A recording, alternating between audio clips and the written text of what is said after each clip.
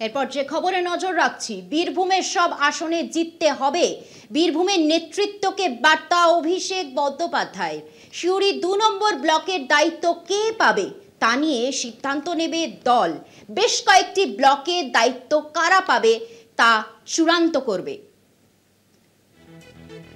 আপনাদের আরো একবার জানিয়ে রাখি, বীরভূমের সব আসনে জিততে হবে, এমনটাই বার্তা দিয়েছেন অভিষেক বন্দ্যোপাধ্যায়। সিউড়ি ২ নম্বর ব্লকের দায়িত্ব কে পাবে তা নিয়ে সিদ্ধান্ত নেবে দল। বেশ কয়েকটি ব্লকের দায়িত্ব কারা পাবে তা চূড়ান্ত করবে দল।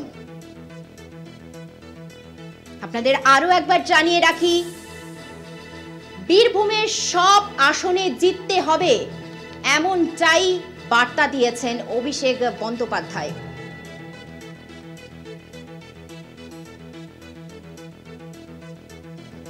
আরো বিস্তারিত জানবো, টেলিফোন লাইনে রয়েছেন আমাদের বিশেষ প্রতিনিধি দেবজ্যোতি ঘোষ। আর কি কি জানিয়েছেন অভিষেক বন্দ্যোপাধ্যায়? দেখো, আজ 7 থেকে 8 মাস মেরে কেটে সময় রয়েছে 26-এর বিধানসভা নির্বাচনের। তার আগে গোষ্ঠীদ্বন্দ্ব মিটিয়ে 11টি আসনের দখলের জন্যই লক্ষ্যমাত্রা স্থির করে দিয়েছেন অভিষেক বন্দ্যোপাধ্যায়। আজকের বৈঠক অত্যন্ত রাজনৈতিকভাবে গুরুত্বপূর্ণ ছিল।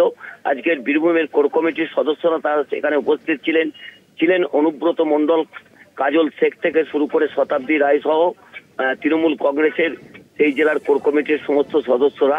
সেখানে অভিষেক বন্দ্যোপাধ্যায় যে বার্তা দিয়েছেন, যে দলের মধ্যে যে গোষ্ঠীদ্বন্দ্ব দেখা যাচ্ছিল সেই গোষ্ঠীদ্বন্দ্ব যাতে না থাকে, সমস্ত নেতৃত্বকে একসাথে কাজ করার নির্দেশ দিয়েছেন।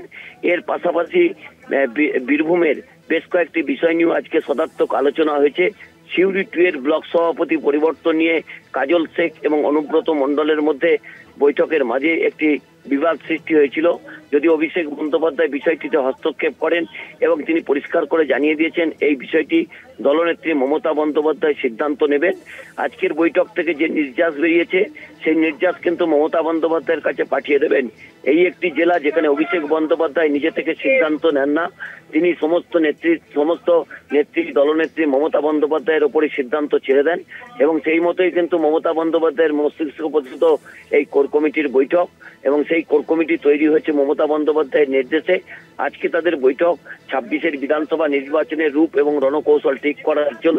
সেখানেই 26-এ 11টি বিধানসভা যাতে দখল করতে পারে তার দিকেই দিক নির্ণয় আজকে অভিষেক বন্দ্যোপাধ্যায় করেছেন এবং কোর কমিটির সদস্যদের মধ্যে যে বিভাজন ছিল সেই বিভাজন মেটানোর একটা অভিষেক বন্দ্যোপাধ্যায় চেষ্টা করেছেন।